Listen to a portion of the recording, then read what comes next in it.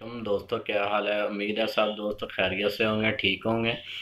दोस्तों ये एक मेरा दोस्त ही समझ ले कि इसने जो है ना मुझे रब्ता किया मेरी वीडियो देख के यूट्यूब पे ही। तो ये बेचारा जो है ना तुर्की में है, तो इसने अपनी स्टोरी मुझे भी सुनाई है कॉल करके। तो बहुत ही ये दुखी है और ऐसा इसके साथ हुआ है कि ये अब जो तुर्की से वापस भी जो है ना वो आसानी से नहीं आ सकता, बहुत ज़्यादा मुश्किलें हैं। तो इसने मुझे वीडियो बना के भेजी है, कोई थोड़ी सी आधी सी, तो बाकी भी बना के भेजेगा। तो इस भाई की जो है ना वीडियो है, देखें, इसकी दास्तान भी सुने। और इसमें जो है ना एजेंटों के, जो इसके एजेंट है, उनकी इसने पिक्चर वगैरह नेम वगैरह भी दिए हैं। तो जो कुछ तुर्की में है तो कुछ पाकिस्तान में है, तो वो सारी डिटेल ये बताएगा भी। तो वो पिक्चर भी उन सबकी होगी इसमें एजेंटों की। तो आप इसकी वीडियो देखें।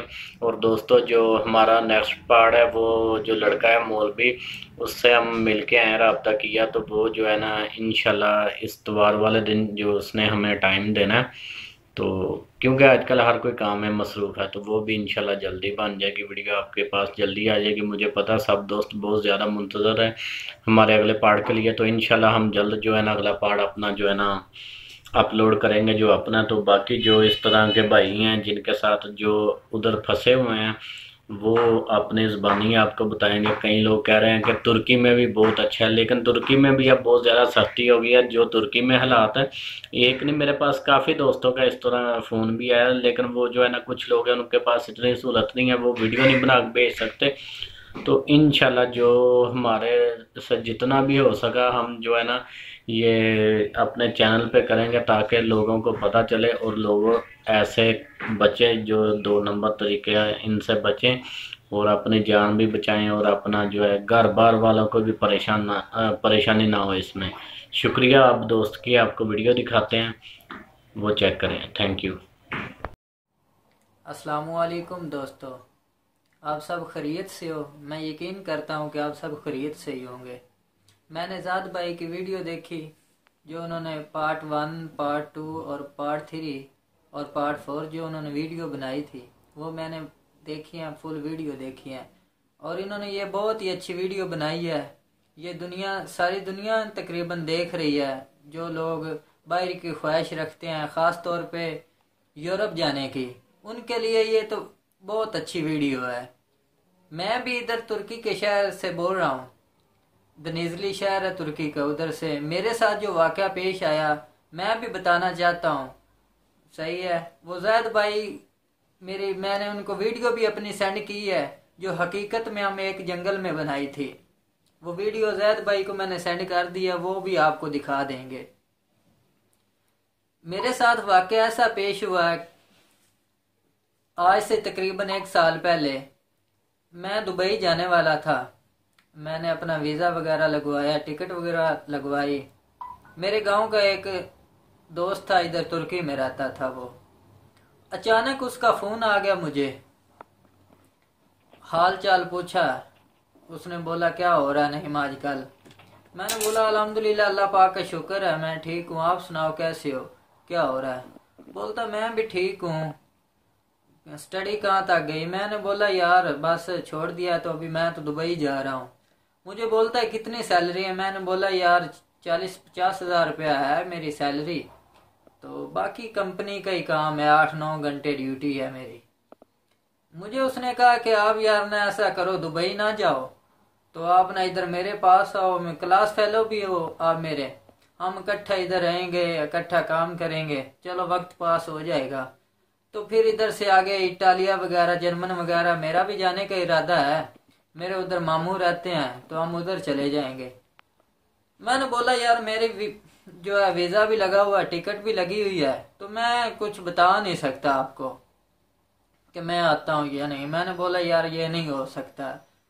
तो बोला, मुझे मुझे कहता है कि आप ना यार सोच के मुझे बताना कि फिर भी सोच लो। मैंने बोला ठीक है, मैं सोच के आपको बताऊंगा। उसने बोला मैं ना आपको 2-3 दिन तक फ़ोन करूंगा। मैंने बोला यार ठीक है, आप फ़ोन कर लेना, जो भी मेरे जहन में होगा मैं फिर आपको बता दूंगा। उसने बोला जी ठीक है। 3-4 दिन गुजरे हैं, मुझे उसने फ़ोन किया। अंदर अंदर से मेरा भी प्रोग्राम बन गया कि जो है ना यूरोप जाके मैं भी देखूं क्या होता है यूरोप। मेरा प्रोग्राम बन गया, मैंने घर वालों को नहीं बताया। मैंने वो अपने टिकट कैंसिल करवा दी, घर वालों को ना बताया मैंने, टिकट मेरी कैंसिल हो गई। मैंने उसके साथ प्रोग्राम बना लिया। मैंने जब प्रोग्राम बनाया उसने बोला कि नहीं ना तू बस रेडी हो जा, तो मैं तुझे 2-3 दिन तक ना फोन करूंगा, तू घर से निकल आना। और ये मेरी बात याद रखना कि ना अपने घर वालों को या किसी को भी ना बताना ना यार कि आपको किसने बुलवाया है। सही है, क्योंकि मैंने किसी को भी नहीं कहा, फर्स्ट टाइम आपको कहा है। मैंने बोला ठीक है, मैंने बोला चलो मैं यार किसी को भी नहीं कहता। वो तारक नहीं हमारा क्लास फेलो, उसको भी साथ मिला लेते हैं, चलो हम दोनों इकट्ठे आ जाएंगे, सफर भी अच्छा गुजर जाएगा। कहता वो बात तो आपकी ठीक है, एक लड़का और भी आ रहा है, आपने उसके साथ आना है, पूछ लो तारक से भी अगर वो आना चाहता है तो। मैंने बोला ठीक है। मैंने तारक को कहा बे इस तरह से यार असगर का फोन आया है, वो कह रहा है यार इधर आ जाओ आप मेरे पास है, सैलरी भी अच्छी होगी, 50-60 हज़ार रुपया स्टार्टिंग सैलरी लगेगी, जो जो काम करोगे सैलरी बढ़ जाएगी, राय खाना कंपनी का होगा, तो आप आ जाओ। तारक कहता है यार हालात जो है ना वो थोड़े से टाइट हैं, सही है, इस वजह से यार हो सकता है घर वाले ना माने। वैसे मैं घर वालों से बात करूंगा कि मैं जाना चाहता हूँ। मैंने बोला ठीक है यार। 2-3 दिन इसी टेंशन में उसके भी गुजरे। मैंने बोला भाई मैंने तो पक्का इरादा कर लिया है, मैंने तो जाना ही जाना है। कहता यार ठीक है, मैं भी घर वालों से बात करूंगा, जो कहते हैं फिर मैं आपको बताऊंगा। असगर से बात हुई, असगर ने उससे भी तारक से भी बात की, बहुत तसलियां दी। तारक ने कहा यार मेरे तो घर वाले नहीं मान रहे हैं, तो नहीं मान रहा है, नहीं पहुंचता है तो फिर मैं भी आपको, नहीं पहुंच गया तो फिर मैं भी आ जाऊंगा पीछे से। कहता चलो ठीक है। 2 दिन बाद मुझे उसने बोला है कि आपके पास ना आपने 2 दिन बाद निकलना है। मैंने बोला ठीक है। मैंने उससे पूछा दूसरा लड़का कौन है, मुझे कहता है कि उसका नाम सैफ अली वट्टू है, इधर चीचा वतनी का रहने वाला है कहीं का। मैंने बोला ठीक है, जब वो तैयार हो जाए मुझे बता देना। कहता वो रेडी है, मैं आपको नंबर उसका सेंड कर देता हूँ, आप उससे बात कर लेना। मैंने बोला ठीक है जी, आप मुझे नंबर सेंड कर दो, मैं उससे बात कर लूंगा। उन्होंने मुझे नंबर सेंड किया, मैंने वट्टू लड़के से बात की। उसने जो मुझे कहा कि ना हमने भाई 2 दिन बाद निकलना है। मैंने उसे बोला इस तरह से ना आप साहिवाल आ जाना, साहिवाल आके मुझे फोन कर लेना, मैं भी घर से निकल आऊंगा। जिस दिन हमने जाना था मैंने दोस्तों से पैसे लिए, मैंने दो से एक से 50,000 रुपया उठाया और घर आ गया। घर आके नहाया धोया हूँ, तो नहा धो के ना घर वाले पूछे, अम्मी अब्बू पूछने लगे कि तू किधर जा रहा है। मैंने बोला कि मैं इस तरह से ना दुबई नहीं जा रहा हूँ, मैं इस तरह से ना तुर्की में जा रहा हूँ, दोस्त के पास है।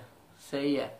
घर वाले बहुत ही परेशान हुए, अचानक इसको क्या हो गया है, ये अचानक क्यों जा रहा है। मैंने बोला बस अब्बू जी दुबई मैंने नहीं जाना, सैलरी बहुत कम है, उधर एक दोस्त है उसने मुझे बोला है कि आप आ जाओ, इधर तुर्की में आ गया, आपने पैसे देने हैं, कोई एडवांस नहीं है, कोई कुछ नहीं है, तो आप आ जाओ। मैंने बोला चलो ठीक है। मैंने अब्बू जी मैंने उसे कह दिया कि मैं आ रहा हूँ, तो मैं अब जाने लगा हूँ। 1-2 दोस्त मेरे थे मिलने के लिए, घर में आए, उनको मैंने फ़ोन किया कि मैं यार मेरे पास आओ मिलने के लिए। घर वाले भी बहुत परेशान हैं, अम्मी अब्बू रोने लग गए कि इसको पता नहीं क्या हो गया, कहाँ जा रहा। वो तो मजाक ही समझ रहे थे। मुझे उसने बोला इतना ज़्यादा कपड़े उठाने की नहीं ज़रूरत है, आप 3-4 सूट आप ले लेना, 1-2 पैंटे शर्टें और बैग ले लेना, घर से निकल आना। मैंने बोला ठीक है। मैंने 3-4 सूट लिए और 2-3 पैंटे शर्टें लिए, बैग उठाया, घर से निकल आया। गाड़ी पे साहिवाल आया हूँ, उधर मुझे जो है घर वाले रोते रहे। मैंने बोला कि आप ऐसे मुझे रोते हुए रुखसत ना करें, मुझे यानी कि जाने दे, मेरी भी ख्वाहिश है, मैं भी आपके लिए जा रहा हूँ। सही है कि अच्छा इंसान बनूं, जैसे सोचते हैं इंसान के फ्यूचर अच्छा हो इंसान का। अब्बू बोले चलो ठीक है। दोस्त दोस्त भी नहीं मान रहे थे, उन्होंने बोला ठीक है यार, फिर ध्यान से जाना, रास्ता बहुत खतरनाक है। किसी को पहले नहीं इस रास्ते का पता था, मैं भी अचानक पहली दफा जा रहा था। हमारे इलाके से बहुत कम लोग इधर हैं। एक वही पहला लड़का था और एक लड़का और था, वो आगे जर्मनी चला गया। मैंने घर वालों को नहीं बताया कि मुझे असगर बुला रहा है या और कोई बुला रहा है। मैंने इसका नंबर लिख के दे दिया था, भाई मुझे ये बुला नहीं रहा, अगर आपने पता करना हो तो इस नंबर पे ना आप फोन करके पूछ लेना मेरा। घर वालों ने बोला ठीक है। मैं घर से निकला हूँ, साहिवाल आया हूँ, उधर से बस स्टैंड से उस सैफ अली भट्टू को लिया है, स्टेशन चले गए हैं। उधर से 2 कराची की टिकटें ली हैं। रास्ते में तकरीबन 2 दिन लग गए। दोस्ती होगी मेरी और सैफ अली भट्टू की, बातें करते आए हैं। उसके पास भी 50,000 था, 40-50,000 मेरे पास था। दूसरे दिन हम कराची में पहुंचे हैं। कराची में आके हमने फोन किया है, जो असगर था इसके साथ एक साहिवाल का लड़का था, वकार उसका नाम है, 3-4 उसने नाम रखे हैं, एजेंटी वो करता है। उसने मुझे बोला इसमें से ना आप पैसों में से $50 करवा लो और उसे ना आप तवीज की तरह ना सिलाई करवा करना अपने डोले के साथ बांध लेना। मैंने बोला ठीक है। तो इधर आप ये करेंगे ना तो आधे घंटे तक मैं आपको नंबर सेंड कर देता हूँ, उस नंबर पे कॉल करना, आपको एक गाड़ी आएगी वो ले जाएगी। मैंने बोला ठीक है। अभी तक हम उधर यानी कि वो तवीज मड़वा रहे थे पैसे डाल के, तो इतनी देर में एक और लड़का भी आ गया, उसने हमें कॉल की है, भाई नईम बात कर रहा हूँ। मैंने बोला हाँ जी मैं नईम बात कर रहा हूँ, इस तरह से ना हमने भी आपके साथ जाना है। मैंने बोला मोस्ट वेलकम भाई, आपको किसने बोला? मैं किसी और एजेंट का हूँ यार, तो मुझे नंबर दिया ड्राइवर ने कि इधर आप खड़े हो जाए। मैंने बोला ठीक है। उस उधर से हमारे साथ हो, उस नाम का उस लड़के का नाम अख्तर था, वो हमारे साथ मिल गया। वो टैक्सी ड्राइवर ने हमें उठाया है, उधर से बलूचिस्तान ले गया हमें। कराची के साथ एक शहर था बलूचिस्तान में, उसे क्या कह सकते हैं आप, हमें तो नहीं पता था सिटी का नाम क्या है। उधर उसने बोला कि इधर आप ठहरो तो रात को आपने निकलना है। मैंने बोला ठीक है। थोड़ी देर बाद हमें छोड़ के वो चला गया। थोड़ी देर बाद आया, बोलता है 14,000 रुपया निकालो। बोला हमें पता नहीं था, हमने फोन किया उस वकार को भी इस तरह से ना, वो ड्राइवर जो है वो बोल रहा है कि 14,000 रुपया दो। उसने बोला दे दो। हमने 14,000 रुपया दिया है। उधर एक यानी कि डबल स्टोरी मकान था, ऊपर वाली स्टोरी पे उसने भेज दिया हमें। हम 3 थे, यानी कि तकरीबन दिन 4 बजे का टाइम था, शाम 7-8 बजते बजते ना उस वक्त तक तकरीबन 20 से 25 लोग हो गए। हम बैठे गपशप करते रहे। मैंने बोला यार हम 3 थे, ये इतने लड़के किधर से आ गए हैं? पता मुझे भी नहीं था, उनको भी नहीं पता था, पहली बार जा रहे थे। उन्होंने बोला इसी रास्ते से। वो जो दूसरे 3-4 लड़के थे ना, उनसे बात हुई, वो गुजरात के थे। उन्होंने बोला कि मैंने पहले भी ये डंकी लगाई है, उधर से लगाते हैं, गुजरात के बहुत ज़्यादा लड़के डंकी लगाते हैं। तो भाई अभी तो काम स्टार्ट हुआ, रास्ते में देखना कितने मिलेंगे। मैं बहुत परेशान हुआ, भाई ये यार कैसा है भाई जाने का जरिया। लेकिन सोचा कोई नहीं, असगर ने बोला था टेंशन नहीं लेनी, रोड सफ़र करना है, कोई टेंशन कोई प्रॉब्लम नहीं होगी। मैंने बोला ठीक है भाई। हम तकरीबन उधर रात के 10 बज गए। हमें बड़ी गाड़ी फैसल मूवर या एसी टाइम कोई भी कह ले, हमें लेने के लिए आई है।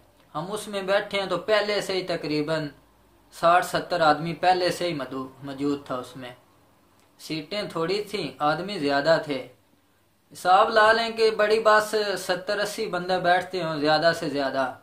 हम उस गाड़ी में तकरीबन बलूचिस्तान का एक इलाका है पंजगोड़, उस तक पहुंचते पहुंचते हमारी गाड़ी में तकरीबन 180 से 190 आदमी हो गया। छत ऊपर उन्होंने फुल कर दी, लिटा दिया, ऊपर उन्होंने तरपैल डाल दी। सफर शुरू हो गया। अगले दिन यानी कि एक रात सफर किया। अगले दिन हम तकरीबन 4 बजे बलूचिस्तान का इलाका पंजगोड़ उधर पहुंचे। उधर बाई 4 व्हीलर डाले आए हमें लेने के लिए। तकरीबन 10-12 डाले होंगे। सब आदमी उन्होंने बिठा दिए, किसी में 25, किसी में 30, किसी में 22, इसी तरह से वो हमें एक सेफ पे एक घर में ले गए हैं। उधर उन्होंने हमें, भूखे थे रात, उधर कराची से बलूचिस्तान एक होटल में वो गाड़ी रुकी थी, उधर थोड़ा थोड़ा खाना खाया, भूख लग गई। उधर उन्होंने एक घर में ले गए। उधर उन्होंने हमें ना वो बंद रोटी जैसी ना रोटी उन्होंने दी हमें, साथ दही दी। बड़ा परेशान, मैंने तो वो पहली बार रोटी खानी थी। वट्टू हंसने लग गया, तू खा नहीं रहा। मैंने बोला यार जी नहीं कर रहा यार, ये रोटी कैसी है, लेकिन भूख के मरते खानी शुरू कर दी। थोड़ी सी खाई। वट्टू ने बोला मैंने बोतल ले आता हूँ यार इधर से। मैंने बोला जा ले आ। उधर से निकले हैं। उधर ये आप हिसाब ला लें कि 1.5 लीटर कोला जो है ना उस वक्त हमें मिली थी, आज से साल पहले 500 रुपए की वो कोला मिली थी, 300 रुपए की पानी की बोतल मिली थी। उधर छोड़ने के लिए वो जो डाले वाले छोड़ गए थे ना, रात को उन्होंने दोबारा सफर करवाना था। फिर रात को वो यानी कि शाम के वक्त गाड़ियां लेके आए। तकरीबन शाम 5 का टाइम था। 5-7 डाले आए उन्होंने हमें, 25-25 30-30, जैसे कि वो जैद भाई ने आपको बताया था कि 30-30 आदमी बिठाते हैं। सही है, ऐसे बिठाते हैं कि आप जैसे इंसान जो है ना इस तरह से वो बिठाते हैं एक आदमी को। लाइन में तकरीबन 3 लाइनें वो बनाते हैं। कम से कम 30 आदमी एक यानी कि डाले में होते हैं। उन्होंने ना 3-4 घंटे हमें वो सफर करवाया। कभी पहाड़ पे जाए, कभी रेतला इलाका था। यकीन माने ईरान के बॉर्डर से काफी दूर उन्होंने यानी कि हमें वो छोड़ा। एक घर सा था, पहाड़ थे उनके दरमियान, इधर बैठ जाओ। रात 7 का टाइम हो गया, जिस्म दर्द करना शुरू हो गया, परेशान। उधर जाके बैठे हैं। हमारे से पहले भी उधर तकरीबन काफी लोग थे, मैं गिन तो सकता नहीं था कि इतने लोग थे। रात 10 बजे उधर से हमारा सफर शुरू हो गया।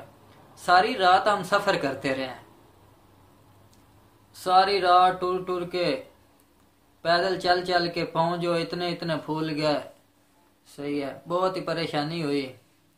जिस्म दर्द करने लग गया भूख से। पानी रात को खत्म हो गया। 3-4 बोतलें हमारे पास भी थीं, लेकिन पानी खत्म हो गया प्यास के मारे।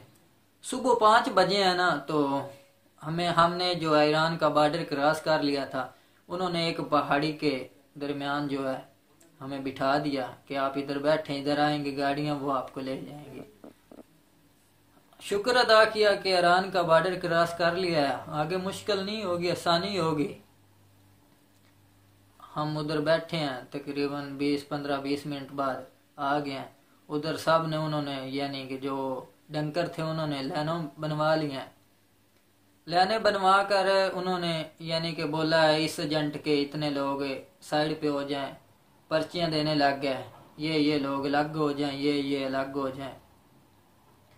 तो हल्की हल्की ठंड भी पड़ रही थी।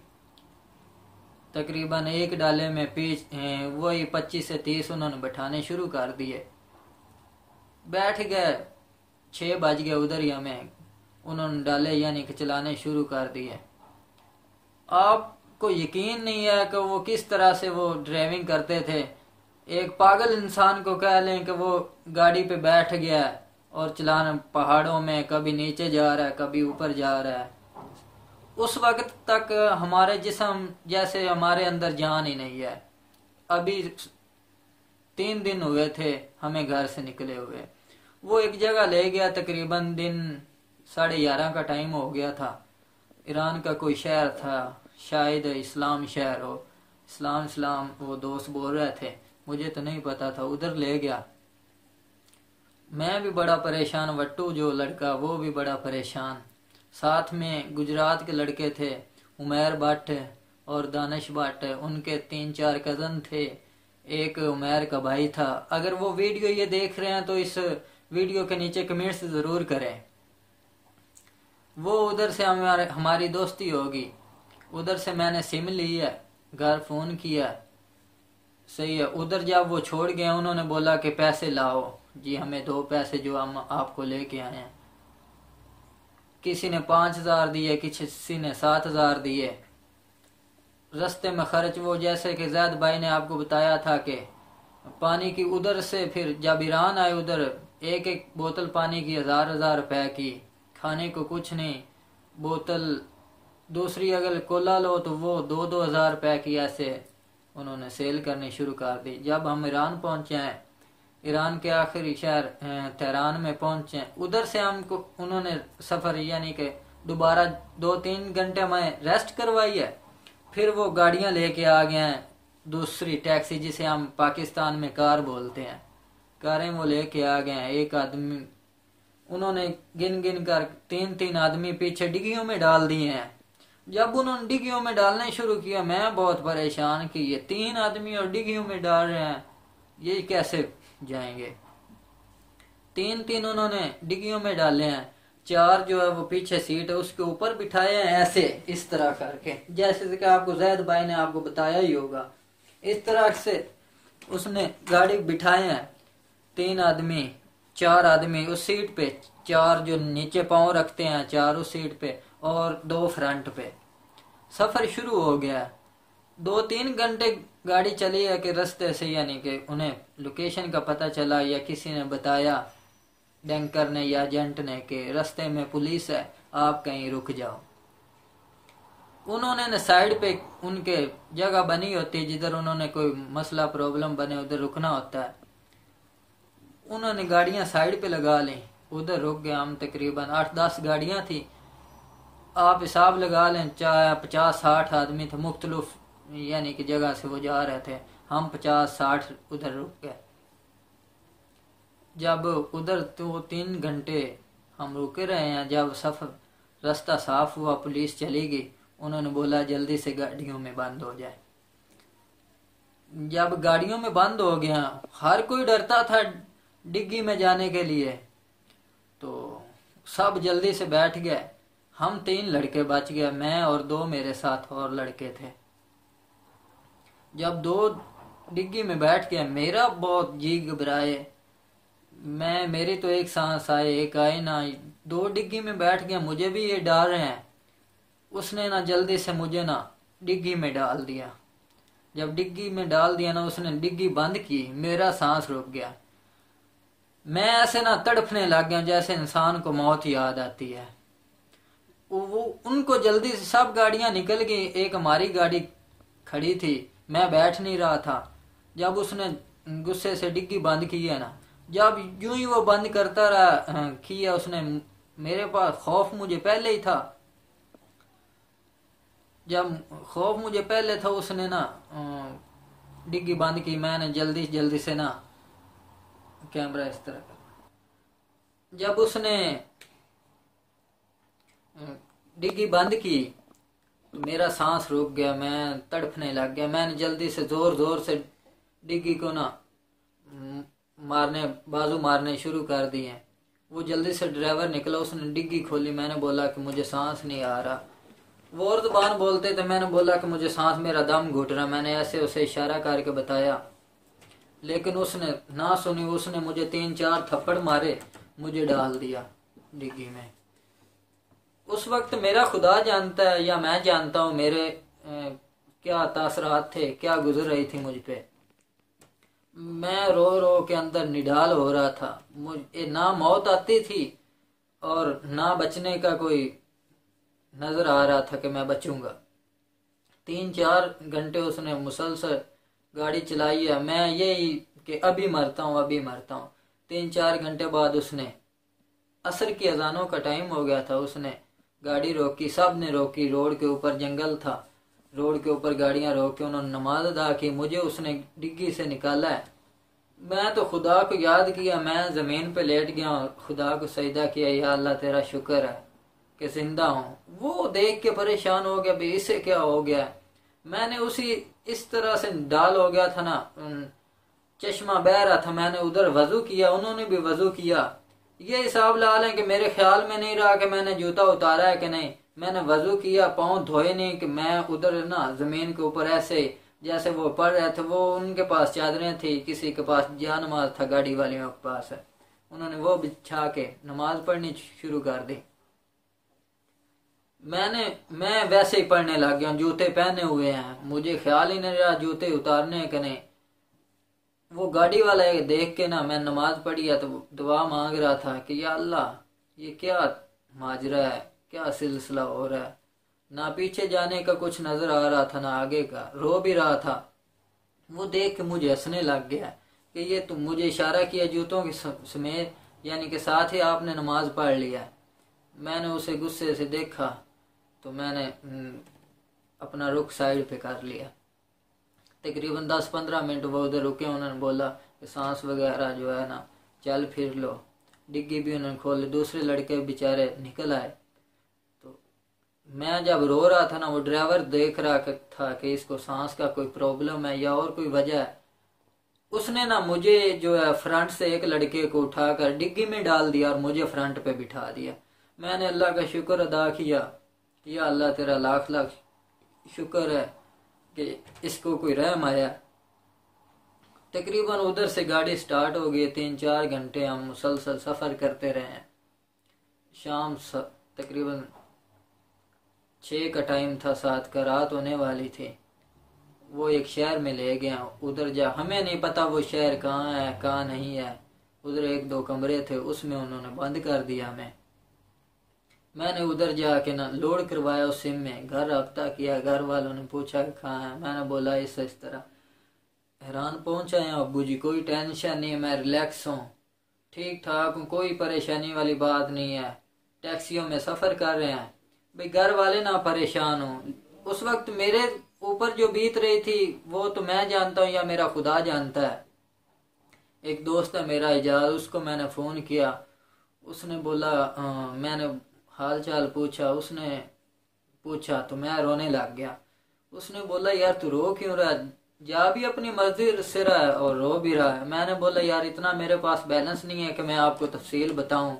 चलो ठीक है, इंशाल्लाह ना 1-2 दिन तक मैं तुर्की पहुंच जाऊंगा तो फिर आप से बात करूंगा।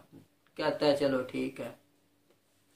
उधर हम तकरीबन रात 12 बजे तक रुके हैं। उधर से फिर उन्होंने वैसे डिग्गियों में डाल दिया। तो 3-3 डिग्गी में, 4 जो है पिछली सीट पे, 2 आगे जो है फ्रंट वाली सीट पे, यानी कि उधर लड़के कम उन्होंने कर दिए क्योंकि उन्होंने मोटरवे पे जाना था। एक लड़का दरमियान में 2 बिठाए, 4 ऊपर बिठाए, एक फ्रंट पे बिठाया। जाओ फिर वही डिग्गी में उन्होंने मुझे डालने की, यानी कि उन्होंने बोला कि मेरा नंबर लग गया भाई डिग्गी में जाना है। मेरा फिर एक सांस आए एक जाए। वट्टू मेरे साथ ही था। मैंने वट्टू से, अगर वो ये मेरी वीडियो देखे तो मुझे फ़ोन ज़रूर करे। वट्टू मेरे पास, वट्टू का नंबर है मेरे पास, बातचीत भी होती है।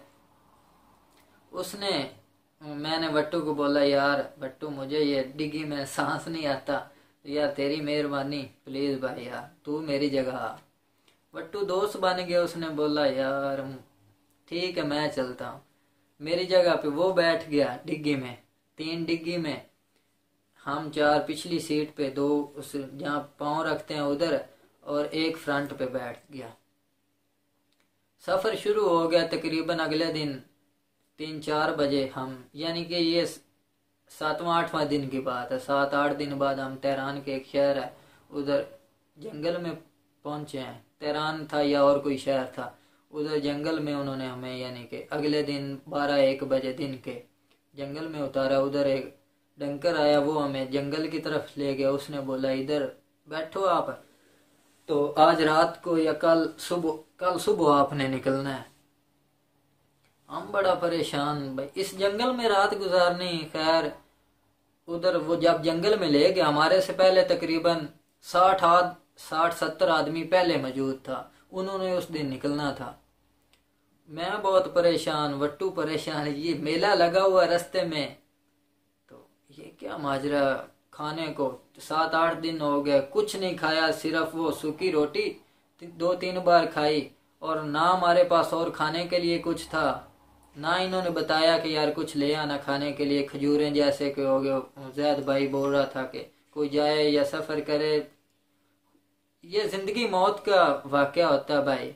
कोई, मैं तो यही मशवरा दूंगा, आप मेरी वीडियो देख रहे हैं, सच बता रहा हूँ, थोड़ा सा क्लिप हमने उस जंगल में, इस जंगल जिसमें हम रुके हैं, उस क्लिप भी थोड़ा सा बनाया था, वो भी मैं जैद भाई को सेंड किया है, वो आपको वीडियो में साथ ज़रूर दिखाएंगे। भूख से निडाल थे हम। हमारे जब हम पहुंचे हैं ना, तो तकरीबन 1 घंटे बाद वो एजेंट आया है, वो दूसरे आदमियों को तो ले गया साथ है, हमें उधर ही छोड़ दिया। हम तकरीबन 17-18 आदमी थे, दूसरे सब चले गए हैं। अपने कपड़े उतार के उन्होंने बोला इधर से कोई चीज़ भी नहीं लेके जानी, कपड़े वगैरह सब कुछ उधर उतार दिया,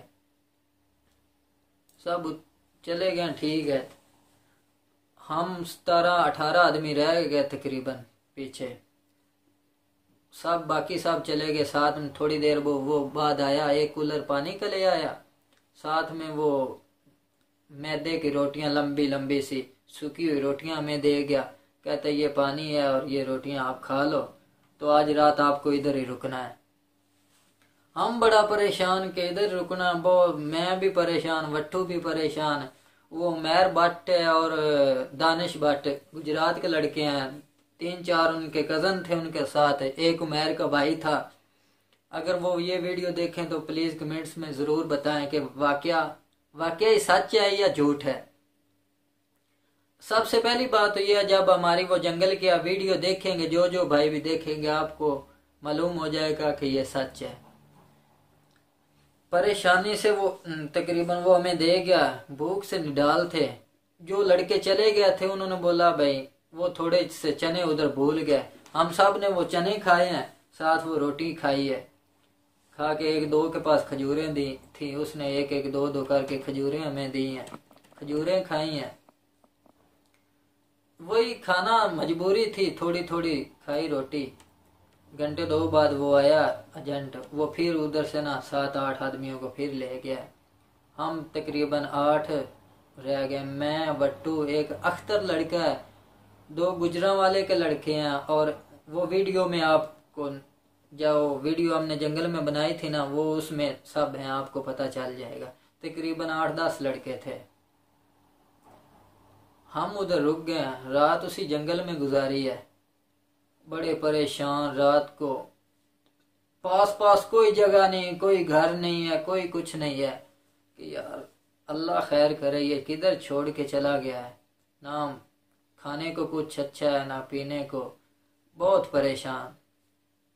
रात उधर 1 आदमी 2 आदमी बैठ के रात वो 1-2 घंटे, बाकी सो लें, 1-2 यानी कि पहरेदारी के लिए जागते रहे। नींद कहाँ आती थी, सब भी बस लेटते ही थे, नींद उधर कहाँ आनी थी किसी को जंगल में। सारी रात इसी परेशानी में गुजारी। अगला दिन हुआ तकरीबन 10-12 बजे, उन्होंने गाड़ी बुलवाई, उन्होंने बोला कि आप आज जाना है। ठीक है जी, हम उधर फिर गाड़ी में बैठ गए। निकलते उधर फिर रास्ते में रात हो गई, रास्ते में उन्होंने फिर उतार लिया। उन्होंने बोला कि इधर पास, हाँ उधर से उन्होंने हमें, सॉरी मैं भूल गया था, उधर से उन्होंने एसी टाइम की ना डिग्गी होती हूँ उसमें हमें बंद कर दिया। मैं था, वट्टू था, गुजरांवाली का एक लड़का था और एक अख्तर था। वो डिग्गी भी उन्होंने अजीब तरह की बनाई हुई थी, जिधर से हम एसी टाइम के ऊपर यानी कि सीढ़ियों से ऊपर अंदर दाखिल होते हैं ना, उधर उन्होंने सीढ़ी के नीचे ना एक दरवाजा बनाया हुआ था, उसे खोले तो अंदर एक डिग्गी उन्होंने नीचे बनाई हुई थी।